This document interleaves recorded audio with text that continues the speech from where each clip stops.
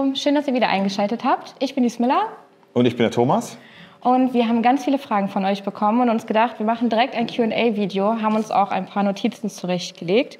Und ich würde sagen, bevor wir anfangen, Thomas, Pocketcheck, was hast du dabei? Ja, ich habe 2 Sachen dabei. Ich habe eine ganz brandheiße Neuheit, gibt es noch nicht käuflich zu erwerben. Es ist ein Automatikmesser. Es ist das Mini Redemption von Ramon Chavez. Fertigen wir hier bei uns in Solingen und wird ich denke, wenn das Video rauskommt, in den nächsten Wochen aufs Lager kommen. Das zweite, ein Titanstift, den SID Kaliber 45, auch immer Mann. Das war's aber schon. Was hast du heute dabei? Ich habe heute meinen Coffin Dynamic-Cutter mitgebracht mit dem schönen Magna Cut Klingenstahl und natürlich auch ein kleines Automatikmesser, darf nicht fehlen. Ja, sehr schön. Okay, dann würde ich sagen, starten wir auch direkt in die ersten Fragen. Gerne. Legst du los? Sehr gerne. Neue Kooperation mit Messermachern. Was haben wir da aktuell geplant? Was ist in der Pipeline? Ja, also neue Messermacher haben wir in jedem Katalog wirklich am Start. Wir haben nicht nur die bekannten Gesichter wie Lucas Burnley, Brad Sinker und Co. im Programm, sondern wir sind wirklich sehr umtriebig und schauen auch, dass wir in jedem Katalog ein paar neue Kooperationen vorstellen. Im aktuellen Katalog, wie gerade gezeigt, Ramon Chavez haben wir zum Beispiel, um mal ein paar bekannte Namen zu nennen.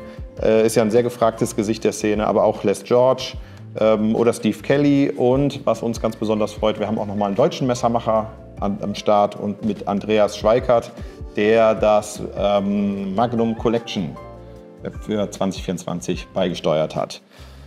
Um aber schon mal ein bisschen zu spoilern, im Herbst diesen Jahres kommen viele weitere Neuheiten und dementsprechend auch neue Kooperationen mit Messermachern raus. Zum Beispiel, um auch wieder einen Bekannten zu nennen, Bob Terzuola ist dabei, Kirk Maybury. Also die Liste ist wirklich lang, möchte aber auch nicht zu viel vorwegnehmen. Ganz interessant ist vielleicht auch, dass wir ja nicht nur Kooperationen mit Messermachern haben, sondern auch immer wieder Kooperationen mit anderen Unternehmen. So kann man sich darauf freuen, dass wir mit den UG-Tools was bringen, ein gemeinsames Projekt, auch mit der Maxi Hensch von der Knife Launch zum Beispiel ein Projekt.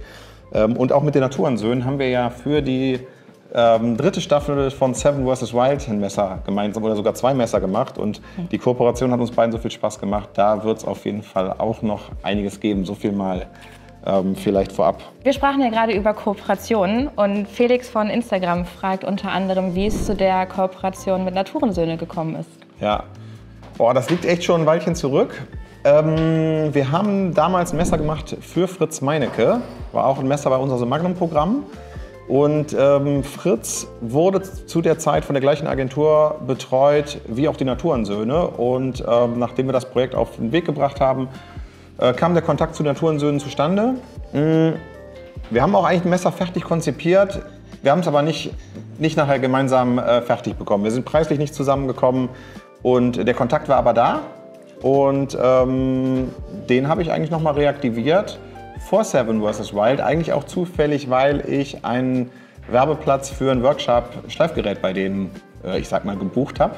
Und da kam der Gedanke, wir hatten gerade ein Messer ohnehin in der Planung, was ähnliche Dimensionen hatte. Und so haben wir sie ganz konkret angesprochen, sucht ihr noch ein Messer für Seven vs. Wild? Das war der Fall. Und dann haben wir alle Hebel in Bewegung gesetzt und haben es auch möglich gemacht. Die nächste Frage wäre auch von der Gruppe EDC Germany. Du hast jetzt viele Projekte vorgestellt. Würde die Community denn auch in Zukunft darin einbezogen werden, eingebunden werden, Wünsche berücksichtigt werden? Ja, das ist eine gute Frage. Ich würde sagen, grundsätzlich sind wir absolut offen, die Community mit einzubeziehen. Ist immer schwierig für uns. Wie macht man es ganz konkret? Die Messerszene und auch unser Programm lebt natürlich von einer gewissen Vielfalt. Wahnsinnige Anzahl an Materialien, Größen, Formen und auch Farben. Und die Erfahrung, die ich gemacht habe, dass es ganz schwer ist, selbst wenn wir jetzt mal die Facebook-Gruppe EDC Germany als Beispiel nehmen, die auf einen Nenner zu bringen. Und ich glaube, also wir können uns gerne dem Versuch nochmal nähern, aber es ist echt schwer, da ein Messer rauszumachen, mit dem sich dann auch alle identifizieren können. Ja. Und auch eine Abstimmung zum Beispiel ist online extrem schwer durchführbar, um da wirklich irgendwie ein schönes Ergebnis rauszubekommen.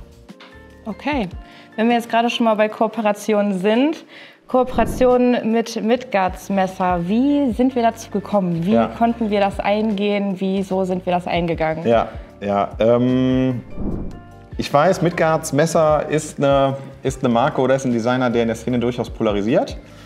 Wie sind wir dazu gekommen? Nicht anders wie auch zu anderen Kooperationen. Ganz allgemein kann man sagen, es gibt zwei verschiedene Möglichkeiten, wie wir Kooperationen mit Designern eingehen. Entweder wir werden auf ein ansprechendes Design aufmerksam. Das kann auf einer Messe sein, das kann aber auch sein, wenn wir unseren Insta-Feed durchscrollen, sehen ein Design, schauen uns den Designer an. Also das heißt, wir gehen den ersten Schritt oder der Designer kommt auf uns zu, stellt uns Designs vor. So war das auch bei Dirk Hoffmeister, also Midgards Messer. Er war sogar in Solingen in der Stadt, hat um einen Termin gebeten, hat uns Designs vorgestellt. Und was uns ganz wichtig ist, ist, dass ein Designer schon irgendwo eine wiedererkennbare Designsprache hat. Dass er halt nicht jedes Messer sieht ganz anders aus, sondern er kennt eine gewisse Handschrift. Das war gegeben und wir haben dann mit einem Modell gestartet, um es einfach zu testen. So machen wir es grundsätzlich und die Modelle wurden von dem Markt, der Community wirklich gut angenommen. Die haben sich wirklich sehr gut verkauft und das ist für uns dann immer ein Signal, komm, in die Richtung könnten wir mehr machen. Das sind Designs, die kommen scheinbar gut an und dementsprechend ist das Portfolio stetig gewachsen. Sehr schön. Frage, die uns von Frank per Mail erreichte, wie groß ist Böker eigentlich? Also das ist ja, die Annahmen schwanken da zwischen Weltkonzern und Klitsche und vielleicht die Frage, kann man uns auch als Privatperson besuchen? Ganz viele Fragen, gerne was dazwischen. Wir sind ungefähr 100 Mitarbeiter stark. 50% dessen sind bei uns in der Verwaltung und 50% bilden sich aus Versand und Produktion. Wir sind also keine kleine Klitsche, aber auch kein Weltkonzern. Haben natürlich noch unsere Partnerfirmen Böker USA und Böker Abolito. Ja, die sind aber deutlich kleiner, muss man sagen. Das ist schon das Headquarter hier, also mit den 100 Mann. Ja. Aber natürlich darf man uns als Privatperson besuchen kommen. Wir haben einen Messershop, einen Werksverkauf. Der ist von montags bis freitags geöffnet, samstags auch sehr gerne besuchbar. Und die Kollegen beraten da auch sehr, sehr gerne. Und einmal im Monat finden Betriebsbesichtigungen statt. Macht der Hajo auch schon bekannt aus den YouTube-Videos, macht er wirklich richtig klasse, führt durch die ganze Produktion und zeigt, wie wir die Messer hier in Handarbeit in Solingen herstellen. Wir sind ja immer daran interessiert, modern zu produzieren. Welche Materialien werden denn in Zukunft vermehrt vorkommen, fragt Herr Misslinger auch aus EDC Germany. Auch vor allem in Bezug auf den Magna Cut, gerade schon erwähnt, oder Titan. Ja, unschwer zu erkennen, wenn man sich unser Portfolio anschaut, ist, dass wir einen Gefallen am Magna Cut gefunden haben. Ist einfach ein Stahl, der eine super gute Performance hat, der sich von uns wirklich gut verarbeiten lässt und dementsprechend kann man davon ausgehen, dass wir auch in naher Zukunft weitere Neuheiten aus Magna Cut nachlegen. Frage war auch nach Ultem. Wir haben vielleicht ein bisschen später auf den Ultem-Trend reagiert, obwohl wir ihn schon gesehen haben. Es werden auf jeden Fall Sachen aus Ultem kommen, aber ich würde sagen eher als Drop und weniger jetzt gerade in der Pipeline als reguläre Serienmodelle. Ansonsten, ja, welche Trends gibt's? Titan ist aus der Messerszene nicht mehr wegzudenken, wird auch von uns weiterhin stark eingesetzt. Ansonsten, woran haben wir Spaß? Ridgelight ist auf jeden Fall ein Material, was zukünftig von uns stärker eingesetzt wird. Für alle, die es nicht kennen, Ridgelight ist ein Papiermikata, lässt sich von uns super per Hand oder auch auf unseren Fräsmaschinen bearbeiten. Und worauf wir Wert legen, ist, dass wenn wir Beschalung aus Holz verwenden, dass wir da zunehmend wirklich lokales Holz beziehen. Also weniger das Holz jetzt wirklich über die ganze Welt schippern oder ich meine, auch da gibt es viele Beschränkungen, was man überhaupt dann einsetzen darf, aber da legen wir Wert auf eine lokale Beschaffung. Wie bekommen wir denn in diesem ganzen Prozess den Interessenkonflikt Qualität oder Quantität untergebracht? Worauf achten wir denn da noch so wirklich? Hat der gute Herr Hermes gefragt, auch wieder aus der Facebook-Gruppe EDC Germany. Ja, ganz allgemein muss man sagen, man muss differenzieren, welche Marke man sich von uns anschaut. Wir haben ja nicht nur die Marke Böker Solingen, die wir hier in Solingen produzieren, sondern wir haben ja auch unsere Marken Böker Plus und Böker Magnum. Bei den Marken, die wir nicht hier im Haus produzieren, da führen wir tatsächlich die stichprobenartige Kontrollen durch. Aber jedes Messer, was hier von uns in Solingen produziert wird, wird wirklich zu 100% gecheckt, also jedes Messer wird in die Hand genommen. Und auch wenn da der eine oder andere schmunzeln mag, weil er schon mal ein Messer gesehen hat, was halt nicht perfekt war, dazu kann man nur zwei Sachen sagen. Zum einen, die Kontrollen werden auch nur von Menschen durchgeführt. Also auch da gibt es nun mal sicherlich ein Messer, was schon mal durchrutscht oder was, wo ein Fehler nicht gefunden wird.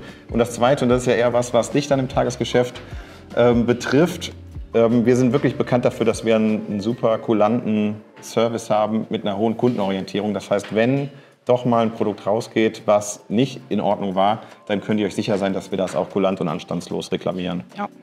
Das war es jetzt auch schon mit unserer ersten Fragerunde. Vielen Dank, dass ihr eingeschaltet habt. Ich hoffe, es hat euch gefallen. Wenn ihr noch Fragen habt, irgendwas, was euch in den Fingern brennt, dann schreibt es unten in die Kommentare. Ansonsten nicht vergessen, liken, kommentieren, abonnieren und wir sehen uns nächste Woche. Ciao. Tschüss.